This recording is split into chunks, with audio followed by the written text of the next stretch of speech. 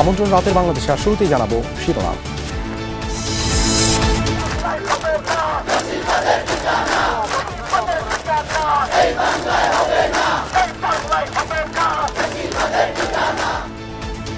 ঢাকা বিশ্ববিদ্যালয়ে বৈষম্য বিরোধী ছাত্র আন্দোলনের বিক্ষোভ সমাবেশ, আওয়ামী লীগের ফ্যাসিবাদী চক্রান্ত ষড়যন্ত্র রুখে দেওয়ার হুঁশিয়ারি।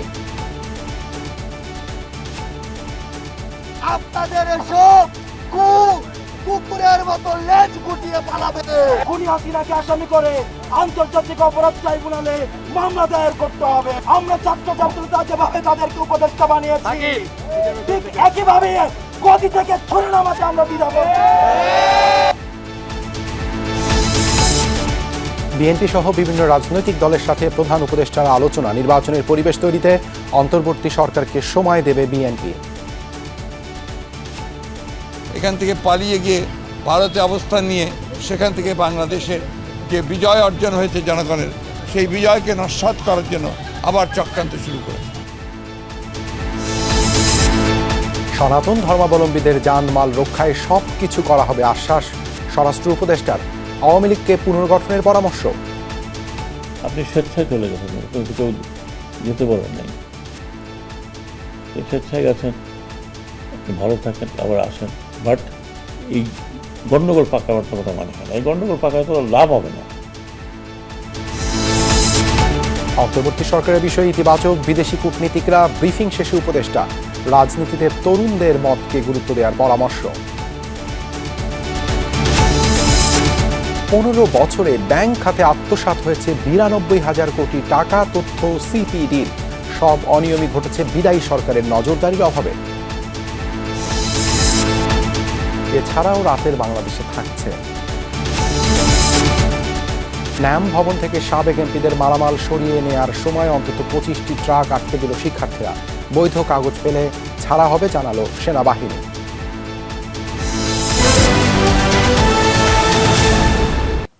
বৈষম্য বিরোধী আন্দোলনে ছাত্র জনতা হত্যায় সাবেক প্রধানমন্ত্রী শেখ হাসিনাকে বিচারের আওতায় আনার দাবিতে টিএসসিতে বিক্ষোভ সমাবেশ করেছে বৈষম্য বিরোধী আন্দোলনের শিক্ষার্থীরা। আওয়ামী লীগ আবারও দেশে চক্রান্ত করছে অভিযোগ করে সমন্বয়করা বলেন, সকল ধরনের চক্রান্ত দমন করবে ছাত্র জনতা। কোটা সংস্কার আন্দোলন করতে গিয়ে গত কয়েকদিন প্রাণ হারিয়েছেন ছাত্র জনতা, আহত হয়েছেন অন্তত কয়েক হাজার মানুষ। বৈষম্য বিরোধী ছাত্র আন্দোলনের অভিযোগ, বিক্ষোভে গুলি করার নির্দেশ দিয়েছেন সাবেক প্রধানমন্ত্রী শেখ হাসিনা। দাবি জানান, তাকে দ্রুত দেশে ফিরিয়ে আনতে হবে, নিশ্চিত করতে হবে উপযুক্ত শাস্তি।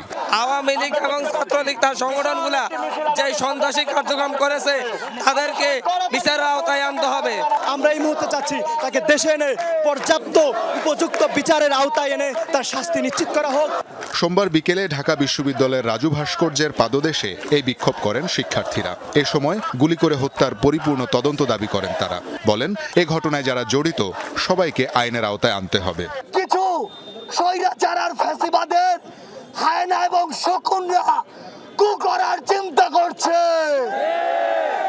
আমরা জানিয়ে দিতে চাই, বাংলাদেশের ছাত্র নাগরিক যখন এক হয়েছে, তখন আপনাদের এসব কুকুরের মতো লেজ গুটিয়ে পালাবে।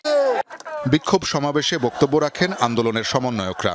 বলেন, সরকার পতনের পরও আওয়ামী দোসররা বিভিন্নভাবে কু করার চেষ্টা করছে। আওয়ামী লীগকে পুনর্বাসনের ইঙ্গিত দিয়েছেন স্বরাষ্ট্র উপদেষ্টা। এমন অভিযোগ করে সমন্বয়করা বলেন, সকল অপচেষ্টা বন্ধ করতে হবে। সামনে তারা 15 আগস্ট নিয়ে ষড়যন্ত্র আঁকছে। কোনোভাবেই 15 আগস্ট নিয়ে তাদের ষড়যন্ত্রকে আমরা সফল হতে দেব না।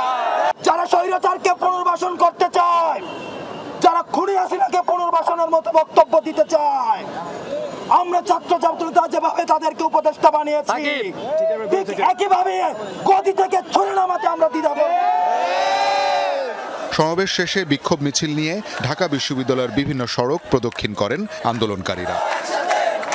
শওকত মঞ্জুর শান্ত, যমুনা নিউজ, ঢাকা। দেশে চলমান পরিস্থিতি নিয়ে বিএনপি, জামাত সহ বেশ কয়েকটি রাজনৈতিক দলের সাথে বৈঠক করেছেন অন্তর্বর্তী সরকারের প্রধান উপদেষ্টা ডক্টর মোহাম্মদ ইউনূস। বৈঠক শেষে বিএনপি মহাসচিব মির্জা ফখরুল ইসলাম আলমগীর বলেন, দেশ গঠনই প্রধান লক্ষ্য। স্বাধীনতা হরণকারী মহল বিদেশে পালিয়েও ষড়যন্ত্র করে যাচ্ছে। পরে জামায়াতের আমির বলেন, সংখ্যালঘুদের উপর যে হামলা হয়েছে তা ধর্মীয় না রাজনৈতিক সেটি খতিয়ে দেখতে হবে। ছাত্র জনতার আন্দোলনে পতন হয়েছে আওয়ামী লীগ সরকারের। অন্তর্বর্তী সরকার গঠিত হলেও বিভিন্ন স্থানে হামলার অভিযোগ করা হচ্ছে। সোমবার দেশের চলমান পরিস্থিতি নিয়ে বিভিন্ন রাজনৈতিক দলের সাথে বৈঠক করেন অন্তর্বর্তী সরকারের প্রধান উপদেষ্টা ডক্টর মোহাম্মদ ইউনূস। বিকেলে শুরুতেই বৈঠক হয় বিএনপির সাথে। দলটির মহাসচিব ও স্থায়ী কমিটির সদস্যরা আলোচনায় অংশ নেন। বৈঠক শেষে বিএনপি মহাসচিব অভিযোগ করেন, ছাত্র আন্দোলনে পরাজিত হলেও ষড়যন্ত্র চালিয়ে যাচ্ছে আওয়ামী লীগ। যে সরকারকে সহায়তা করা এটা প্রতিটি দেশপ্রেমিক মানুষের একমাত্র কর্তব্য। আজকে দুর্ভাগ্যজনকভাবে সেই মহলটি যারা বাংলাদেশের অধিকারকে হরণ করে নিয়েছিল, তারা আবার বাইরে থেকে, বিদেশ থেকে, এখান থেকে পালিয়ে গিয়ে ভারতে অবস্থান নিয়ে সেখান থেকে বাংলাদেশের যে বিজয় অর্জন হয়েছে জনগণের, সেই বিজয়কে নস্যাৎ করার জন্য আবার চক্রান্ত শুরু করেছে। পরে প্রধান উপদেষ্টার সাথে বৈঠকে বসে জামায়াতে ইসলামী। দলটির আমির ডাক্তার শফিকুর রহমান বলেন, হিন্দু সম্প্রদায়ের ওপর যেসব হামলা হচ্ছে তা ধর্মীয় কারণে হয়েছে বলে চালিয়ে দেওয়া যাবে না। তিনি বলেন, কেউ নিষিদ্ধ করলেই জামায়াতে ইসলামী নিষিদ্ধ হয়ে যায় না। এটা ট্রু যে বিশেষ করে আমাদের এইখানে বিভিন্ন ধর্মাবলম্বী মানুষ যারা আছেন তাদের উপর বিভিন্ন জায়গায় কিছু হামলা হয়েছে, কিন্তু হামলাটা ধর্মীয় কারণে হয়েছে নাকি রাজনৈতিক কারণে হয়েছে এটা খুঁজে বের করতে হবে। ইতিমধ্যে বিভিন্ন সম্প্রদায়ের, ধর্মীয় সম্প্রদায়ের যারা আছেন তারাই বলেছেন যে সব মামলাকে ধর্মীয় মামলা বলে চালিয়ে দেওয়া যাবে না।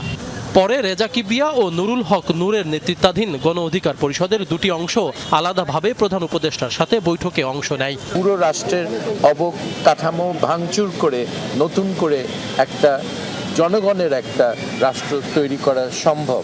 আজকে আমরা 14টি বিষয় আমরা প্রস্তাবনা দিয়েছি। দেশের বর্তমান প্রেক্ষাপটে অর্থনৈতিক স্থিতিশীলতা ফিরিয়ে আনতে কোনো ব্যবসায়ীর উপরে আপনার হয়রানি না করা। এছাড়াও এবি পার্টি, গণতন্ত্র মঞ্চ ও বিজেপির নেতাদের সাথেও আলোচনা করেন প্রধান উপদেষ্টা ডক্টর মোহাম্মদ ইউনূস। যেরকম করে হোক দেশে উত্তেজনাকর পরিস্থিতি তৈরি না করে যেভাবে আমরা পরবর্তী ধাপে উত্তরণ করতে পারি গণতান্ত্রিক পথে এবং সংস্কারের পথে, সেই পথেই আমাদেরকে থাকবার চেষ্টা করা দরকার। সকলের প্রতি যে সম্প্রীতির জায়গা বাংলাদেশের মানুষ বিপুলভাবে দেখাচ্ছেন, ষড়যন্ত্রকারীরা যাতে এই সম্প্রীতি ভাঙতে না পারে, কারো বাড়িতে হামলা করতে না পারে, সেটা প্রতিরোধ করার জায়গা করতে হবে এবং শান্তি শৃঙ্খলা ফিরিয়ে আনতে হবে। আমি বলেছি, রিকোয়েস্ট করেছি যে ওনারা কতদিন থাকবেন সেটা একটা রোড ম্যাপ যদি দেয় তাহলে আমরা বুঝতে পারি যে কি কি রাষ্ট্র মেরামতের কাজ ওনারা হাতে নেবেন। এটা রোড ম্যাপটা খুব ইম্পর্টেন্ট জাতির জন্য, যে ওনারা কী কী কাজ করতে চাচ্ছেন। তো ওনারা বলেছেন যে আগামী মাসে আবার এক্সটেন্সিভলি আমাদের সাথে বসবেন, সব রাজনৈতিক দলের সাথে বসবেন, তখন একটা ক্লিয়ার আইডিয়া পাওয়া যাবে।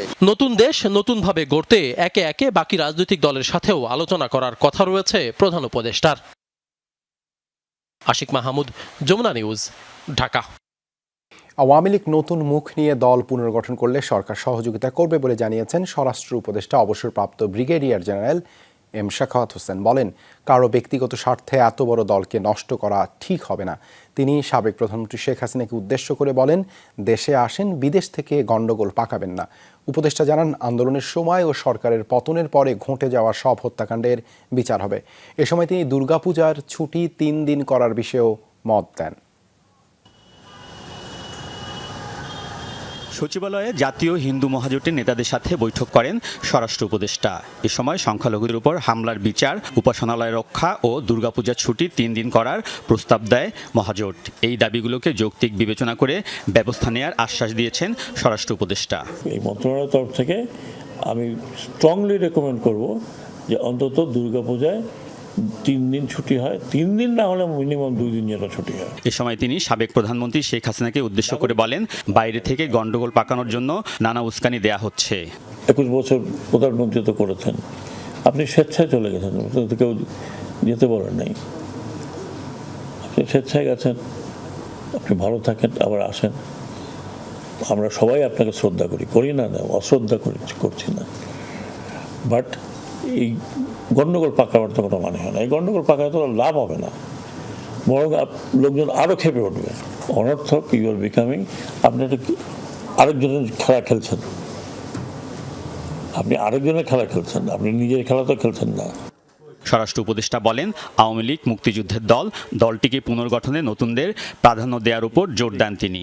সদ্য বিদায় হওয়া পার্টি, আপনারা পার্টি গোছান, আমরা হোম মিনিস্ট্রি থেকে আপনাদেরকে হেল্প করব, আপনার পার্টি গোছান উইথ নিউ ফেস, নিউ অঙ্গীকার, এবং আশা করি যে through the political party act.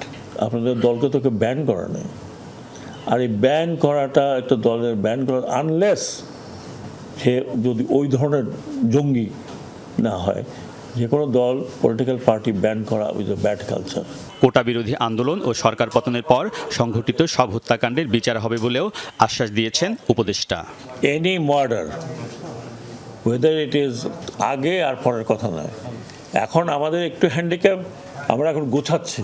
স্বরাষ্ট্র উপদেষ্টা জানান, শিক্ষাসহ বিভিন্ন প্রতিষ্ঠানে যারা জোর করে পদ দখল করছে তাদের বিরুদ্ধে ব্যবস্থা নেওয়া হবে। আলমগীর স্বপন, যমুনা নিউজ, ঢাকা। সেনাবাহিনী প্রধান জেনারেল ওয়াকারুজ্জামান বলেছেন, পুলিশ সংগঠিত হয়ে স্বাভাবিক কার্যক্রম শুরু করলে ব্যারাকে ফিরে যাবেন সেনা সদস্যরা। দুপুরে খুলনা শহীদ শেখ আবু নাসের স্টেডিয়ামে সেনাবাহিনীর অস্থায়ী ক্যাম্পের কার্যক্রম পরিদর্শন শেষে কথা বলেন তিনি। রাজনৈতিক দলগুলোকে ধ্বংসাত্মক নয়, শান্তিপূর্ণ কর্মসূচি দেওয়ার আহ্বান জানান তিনি। বলেন, সকলের সহযোগিতায় দেশকে স্বাভাবিক অবস্থায় ফিরিয়ে আনা হবে।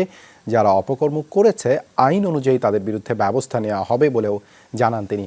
সংখ্যালঘুদের উপর হামলার বিষয়ে তিনি বলেন, বাংলাদেশ হবে সব ধর্মের মানুষের নিরাপদ স্থান। সেই লক্ষ্যে সবাই মিলে কাজ করার উপর জোর দেন জেনারেল ওয়াকারুজ্জামান।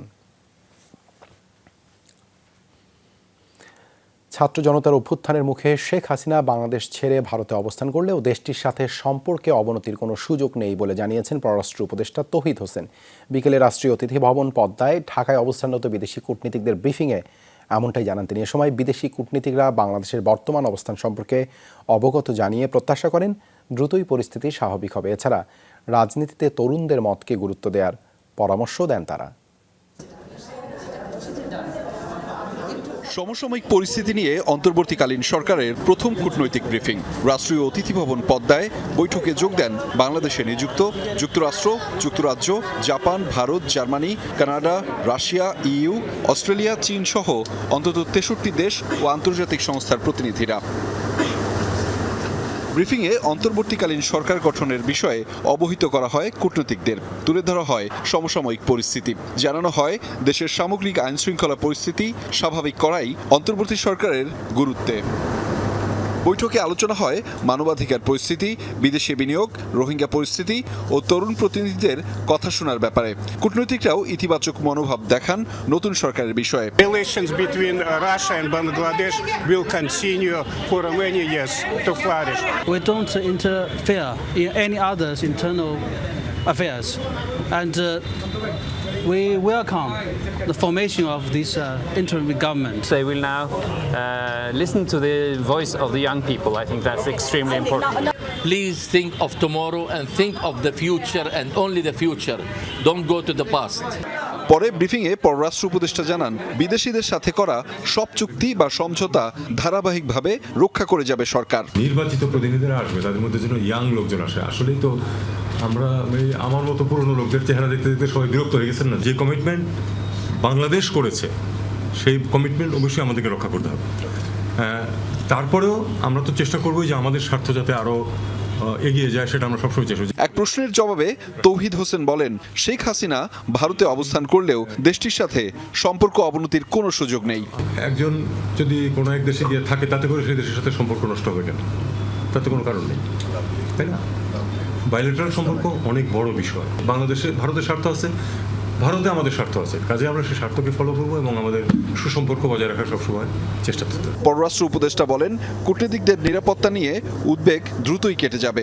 মানবাধিকার পরিস্থিতি নিয়েও গুরুত্বের সাথে কাজ করবে বর্তমান সরকার। হিউম্যান রাইটস নিয়ে কাজ করেন যারা, তাদের বেশ কিছু প্রতিনিধি আছে আমাদের সেই কাউন্সিলে অফ অ্যাডভাইজার্সে, সেটাও আমি তাদেরকে বলেছি। কাজেই এটা নিয়ে তারা দি মেসেজ ইজ ক্লিয়ার। আমি বললাম যে এতেই তো বোঝা যায় যে আমরা যে মানবাধিকার নিয়ে খুবই সিরিয়াস।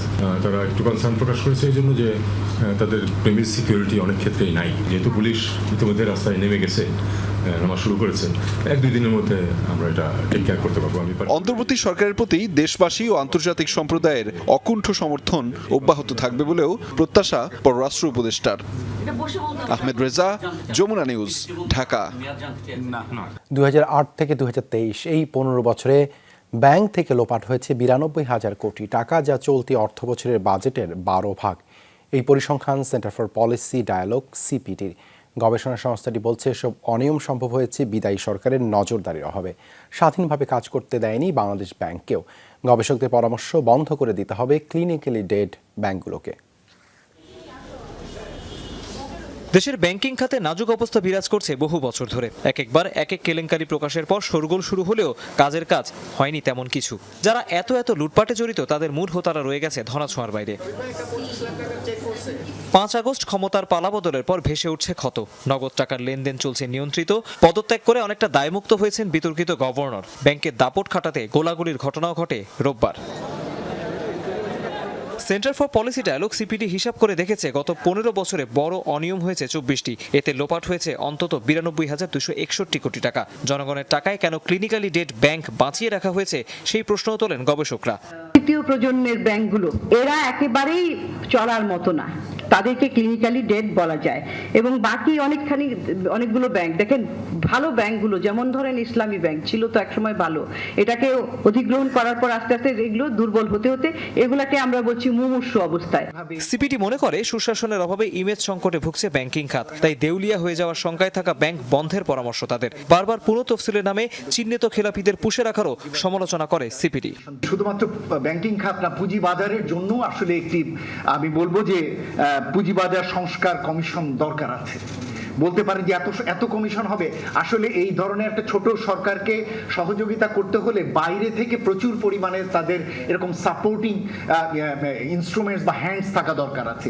ঠিক একইভাবে বীমা খাতের জন্য সংস্কারের জন্য একটি আলাদা কমিটি হতে পারে। এ সময় আবারও ব্যাংকিং কমিশন গঠনের সুপারিশ করে বেসরকারি গবেষণা সংস্থাটি। কিভাবে স্বাধীনতা সেন্ট্রাল ব্যাংকের এটা আমরা সুদৃঢ় করতে পারি। রাজনৈতিক এবং এই যে অর্থবিত্ত যাদের আছে, এই যে তাদের যে একটা অশুভ আঁতাত, আনহোলি অ্যালায়েন্স, যেটার মধ্যে ব্যাংককে ব্যবহার করা হয়, এই দুষ্ট চক্র ভাঙতে হলে কি করতে হবে সেটা নিয়ে কিন্তু এই কমিশন অনেকগুলো ভালো পরামর্শ দিতে পারবে বলে আমাদের বিশ্বাস।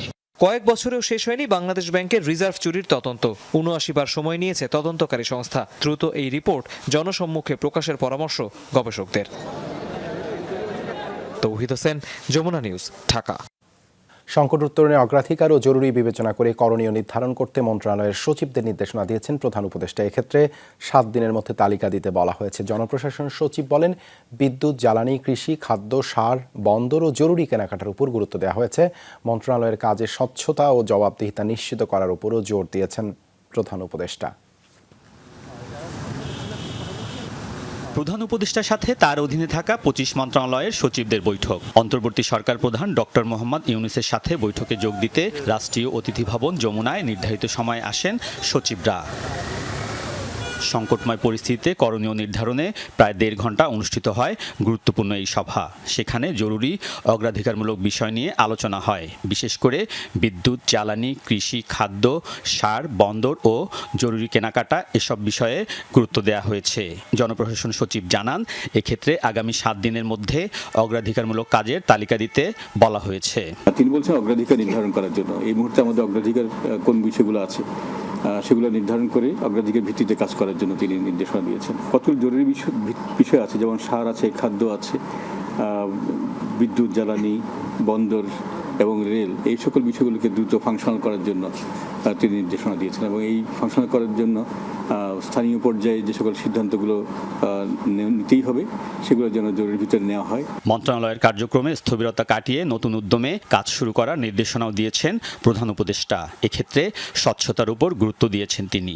মন্ত্রণালয় বিভাগগুলোকে ফাংশনাল করা, দপ্তরগুলোকে ফাংশনাল করাটাই হচ্ছে এখনকার মূল কাজ। স্বচ্ছতা এবং এটা হচ্ছে সংবেদনশীলতার সাথে কাজ করা, এটাকে গুরুত্ব দেওয়ার জন্য তিনি নির্দেশনা দিয়েছেন, যাতে করে যারা যে মহৎ উদ্দেশ্য নিয়ে যে পরিবর্তন, সেই উদ্দেশ্য সাধন হয়। সচিব জানান, চলমান কোনো প্রকল্প বাদ দেয়া নিয়ে কোনো আলোচনা হয়নি বৈঠকে। আলোচনায় আসেনি 15 আগস্ট শোক দিবসের ছুটি বাতিলের বিষয়েও। না, এই বিষয়ে আসলে আমাদের ওখানে আমরা কোনো নির্দেশনা পাইনি। এমন কিছু যদি থাকে তাহলে নিশ্চয়ই আমরা জানতে পারবো, কিন্তু আমরা কোনো কিছু পাইনি। জনপ্রশাসন সচিব বলেন, বিগত সময়ে প্রশাসনে যেসব কর্মকর্তা বঞ্চিত বা পদোন্নতি পাননি তাদের বিষয়ে প্রধান উপদেষ্টাকে জানানো হয়েছে।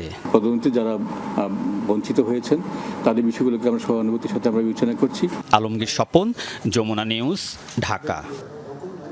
সাবেক মন্ত্রিপরিষদ সচিব আলী ইমাম মজুমদারকে অন্তর্বর্তী সরকারের প্রধান উপদেষ্টা অধ্যাপক ডক্টর মোহাম্মদ ইউনূসের বিশেষ সহকারী হিসেবে নিয়োগ দেওয়া হয়েছে। সোমবার তাকে উপদেষ্টা পদমর্যাদায় নিয়োগ দিয়ে প্রজ্ঞাপন জারি করেছে মন্ত্রিপরিষদ বিভাগ। আলী ইমাম মজুমদার 1977 সালে বাংলাদেশ সিভিল সার্ভিসের প্রশাসন ক্যাডারের সদস্য হিসেবে চাকরিতে যোগদান করেন।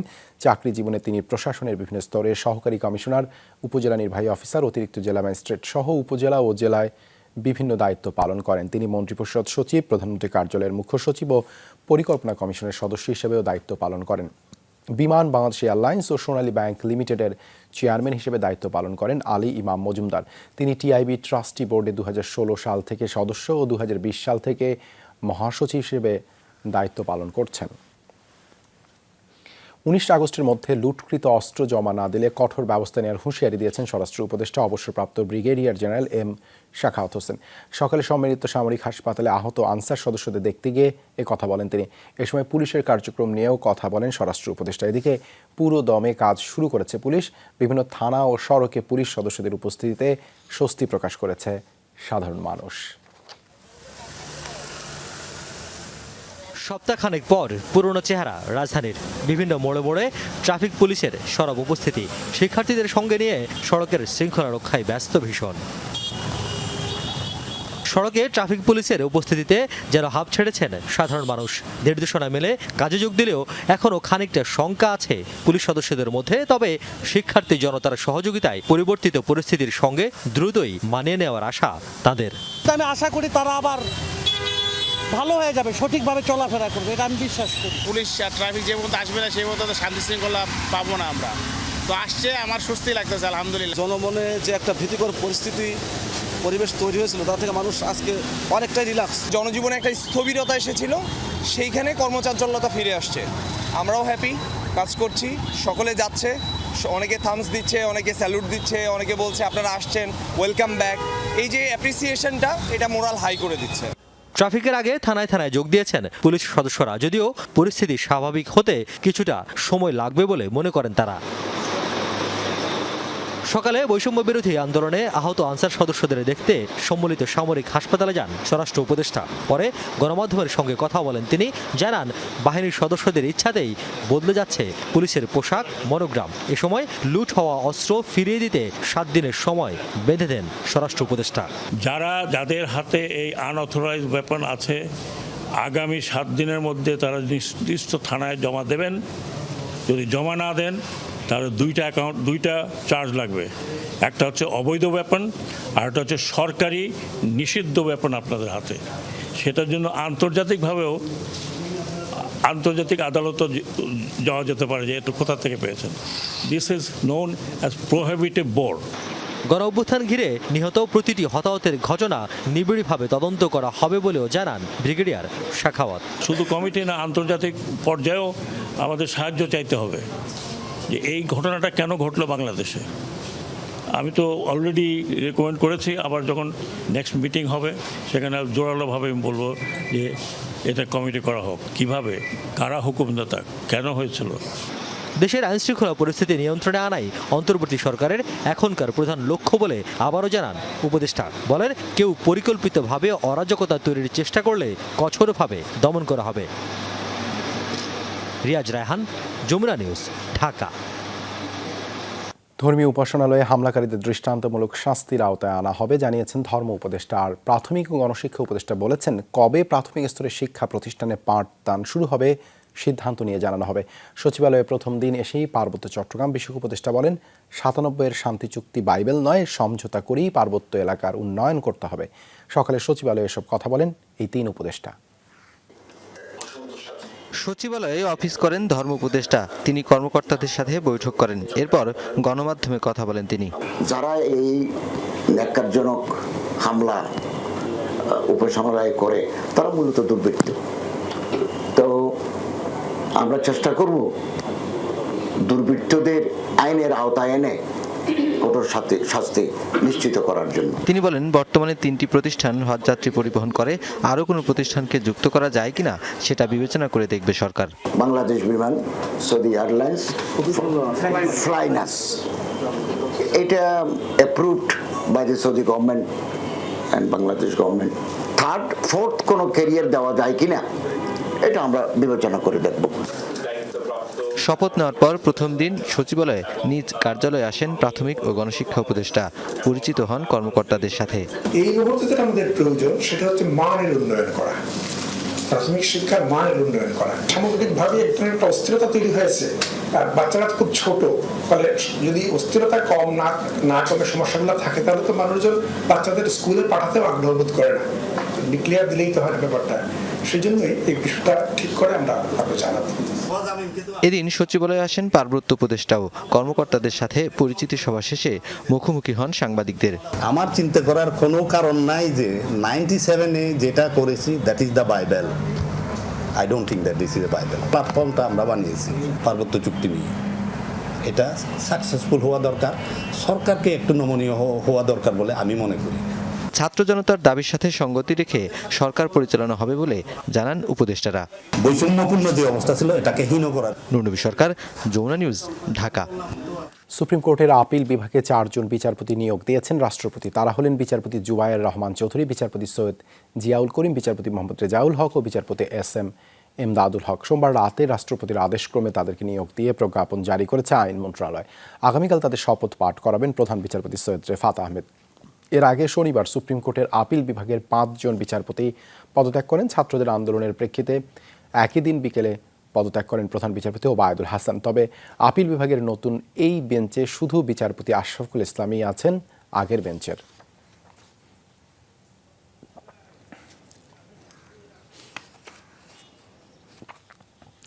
ধ্বংসস্তূপে দাঁড়িয়ে নতুন করে শুরু করতে হবে সব। প্রথম দিনে এজলাসে বসে এমন মন্তব্য করলেন নবনিযুক্ত প্রধান বিচারপতি সৈয়দ রেফাত আহমেদ। স্মরণ করেন শহীদ আবু সাইদ, বীর মুগ্ধ সহ গণঅভ্যুত্থানের অসংখ্য শহীদকে। বললেন, ছাত্র জনতার অনিবার্য আহ্বানে সাড়া দিয়ে দেশে দ্বিতীয় মুক্তিযুদ্ধ হয়েছে। তাদের আত্মত্যাগকে সম্মান জানিয়ে দেশের বিচারকদের সততার সাথে কাজ করার নির্দেশ দিয়েছেন তিনি। আওয়ামী লীগ সরকার পতনের পর নতুন করে শুরু হলো সুপ্রিম কোর্টের কার্যক্রম। সোমবার আইনজীবী ও কর্মকর্তাদের পদচারণায় মুখর হয়ে ওঠে সুপ্রিম কোর্ট প্রাঙ্গণ।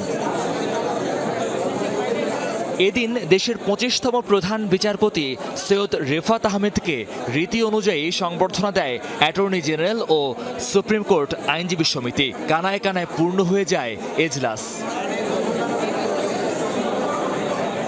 এ সময় প্রধান বিচারপতির কাছে সিন্ডিকেট মুক্ত বিচার বিভাগ ও জাতির জন্য ন্যায় বিচার প্রত্যাশা করেন অ্যাটর্নি জেনারেল। এই আয়োজনে ক্যামেরা নিয়ে ঢোকার নিয়ম না থাকায় পরে সাংবাদিকদের ব্রিফ করেন অ্যাটর্নি। বিচার বিভাগে অনেক অনাচার হয়েছে, অন্যায় হয়েছে, অবিচার হয়েছে। সাংবিধানিক শাসন প্রতিষ্ঠায় বিচার বিভাগের ভূমিকা হয়তো প্যাসিভ ছিল, সেটা হয়তো বলতে চেয়েছি। সততা, দক্ষতা ও নিষ্ঠার সঙ্গে মানুষের অধিকার প্রতিষ্ঠায় ন্যায় বিচার নিশ্চিতে কাজ করার কথা জানান প্রধান বিচারপতি। বলেন, শিক্ষার্থীরা বৈষম্যের বিরুদ্ধে মহাজাগরণের উন্মেষ ঘটিয়েছে।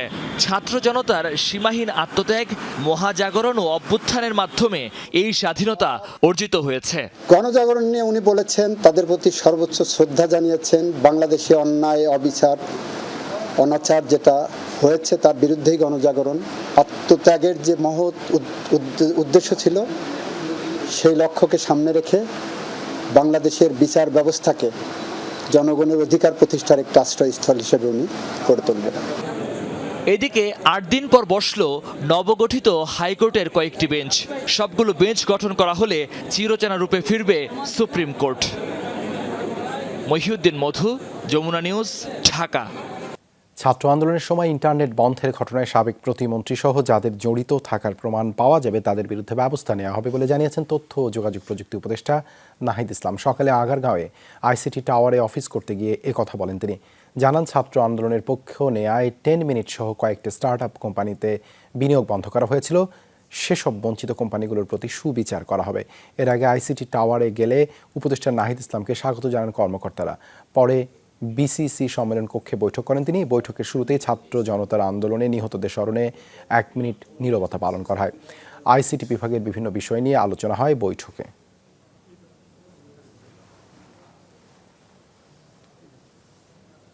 অবশ্যই এই প্রক্রিয়ায় সরকারের লোক, মন্ত্রী বা অন্য কোনো সংস্থার লোক যদি যুক্ত হয় তাদের বিরুদ্ধে অবশ্যই বিচার করা হবে, কারণ এটি মানুষের একটি মানবাধিকারের বিষয়। তথ্যর প্রবাহর অবাধ নিশ্চিত থাকা এবং ইন্টারনেট ব্যবহার করা।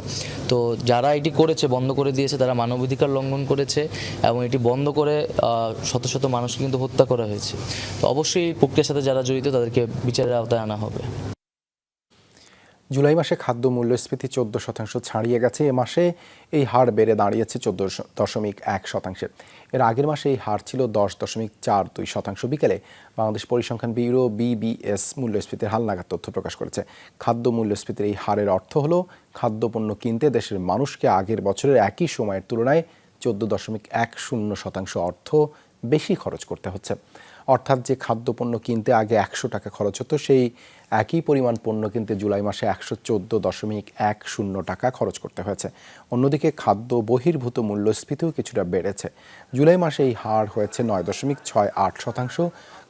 খাদ্য বহির্ভূত মূল্যস্ফীতি দুটোই বাড়ার কারণে জুলাই মাসে সার্বিক মূল্যস্ফীতিও 2 অঙ্কের ঘর ছাড়িয়েছে। জুলাই মাসে সার্বিক মূল্যস্ফীতি বেড়ে দাঁড়িয়েছে 11.66%, যা গত এক দশকের মধ্যে সর্বোচ্চ।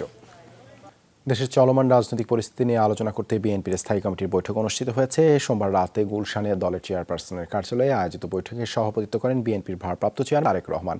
বৈঠকে দলের মহাসচিব মির্জা ফখরুল ইসলাম আলমগীর সহ স্থায়ী কমিটির অন্য সদস্যরা উপস্থিত ছিলেন। এ সময় লন্ডন থেকে ভার্চুয়ালি যুক্ত হয়ে তারেক রহমান দিক নির্দেশনা ও পরামর্শ দেন। স্বরাষ্ট্র উপদেষ্টা অবসরপ্রাপ্ত ব্রিগেডিয়ার এম শাখাওয়াত হোসেনের পদত্যাগের দাবিতে প্রতিবাদ সমাবেশ করেছে বিএনপি ও সহযোগী সংগঠন। সোমবার রাতে নয়াপল্টনে বিএনপি কেন্দ্রীয় কার্যালয়ের সামনে থেকে এই মিছিল শুরু হয়। এ সময় নেতাকর্মীরা বলেন, আওয়ামী লীগ দেশে যে হত্যাকাণ্ড, গুম, খুন, লুটপাট চালিয়েছে, তারপরে তাদের রাজনীতির কোনো অধিকার নেই। মানুষের অধিকার কেড়ে নিয়ে দেশের গণতন্ত্রকে নষ্ট করেছে আওয়ামী লীগ। তাই তাদের রাজনীতি ফিরিয়ে আনার বিষয়ে স্বরাষ্ট্র উপদেষ্টার বক্তব্যের তীব্র প্রতিবাদ জানায় বিএনপি ও সহযোগী সংগঠনের নেতারা। বক্তব্য প্রত্যাহারের পাশাপাশি স্বরাষ্ট্র উপদেষ্টার পদত্যাগ দাবি জানানো হয়। এছাড়া শেখ হাসিনাকে দেশে ফিরিয়ে এনে বিচারের দাবিও জানান তারা।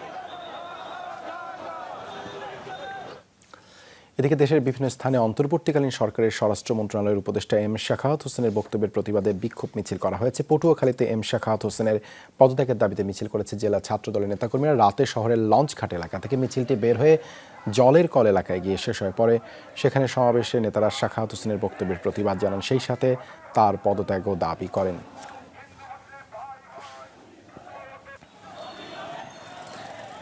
কুষ্টিয়া জেলা ছাত্রদলের পক্ষ থেকে এম শাখাওয়াত হোসেনের বক্তব্যের প্রতিবাদে মিছিল ও সমাবেশ করা হয়। রাতে পৌর চত্বর থেকে মিছিলটি বের হয়ে শহরের বিভিন্ন সড়ক প্রদক্ষিণ করে। এরপর একতারা মোড়ে প্রতিবাদ সমাবেশ করেন তারা। এ সময় নেতারা বলেন, হাজারো শিক্ষার্থী হত্যাকারী হাসিনাকে দেশে ফেরানো যাবে না।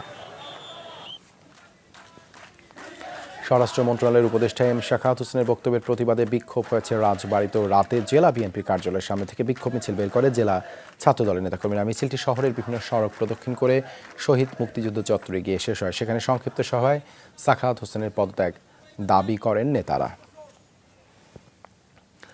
মানিক মিয়া এভিনিউয়ের ন্যাম ভবন থেকে সাবেক সংসদ সদস্যদের মালামাল বের করতে দেয়নি শিক্ষার্থীরা। তাদের দাবি, গোপনে অনেক কিছুই সরানোর চেষ্টা করছে সাবেক সংসদ সদস্যরা। সেনাবাহিনী ঘটনাস্থলে পৌঁছে মাল বোঝাই কোনো ট্রাক বের হতে নিষেধাজ্ঞা দেন। এমপিদের স্বজনরা দাবি করেন, নিত্য প্রয়োজনীয় মালামাল নিতেই এসেছিলেন তারা। ন্যাম ভবনের সামনেই পড়ে আছে বিশাল এই ডিজিটাল লকার। এর ভেতর কি, মালিককে, সবই অজানা। খোলার চেষ্টা করলেই বেজে উঠছে অ্যালার্ম। ন্যাম কমপ্লেক্সে ঢুকতেই দেখা গেল প্রায় 20 থেকে 25টি পিকআপে মালামাল বোঝাই। দুপুরে ন্যাম ভবন থেকে যখন ট্রাকগুলো বের হচ্ছিল, তখনই ট্রাফিকের দায়িত্বে থাকা ছাত্রদের নজরে আসে। তল্লাশি ও সংসদ ভবনের ছাড়পত্র ছাড়া ট্রাকগুলো বের হতে দেয়নি সেনা সদস্যরা।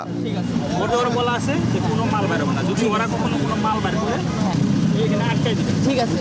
এরই মধ্যে এমপিদের পক্ষ থেকে যারা এসেছেন তাদের দাবি ফ্ল্যাটগুলোতে হয়েছে ডাকাতি, যদিও এমন কোনো আলামত চোখে পড়েনি যমুনা টিভির। ভেতরে আলমিরা বা লকার কোনোটিতেই ভাঙার কোনো চিহ্ন ছিল না। এক পর্যায়ে ছাত্রদের সাথে বাকবিতণ্ডাতে জড়ায় এমপিদের স্বজনরা। চলেন ঘরে চলেন, রুমে চলেন, আমরা দেখাই দেই যে দেখেন আমাদের কি পরিমাণ চুরি হয়েছে এবং আমাদের দরজা ভাঙা। চলেন দেখাই। সিকিউরিটি ছিল আন্টি, আপনি ডাকাতি বলতে পারেন না এটাকে। ডাকাতি হইছে, আপনি এটা বলতে পারেন না। আন্তর্জাতিক আদালতে যাব।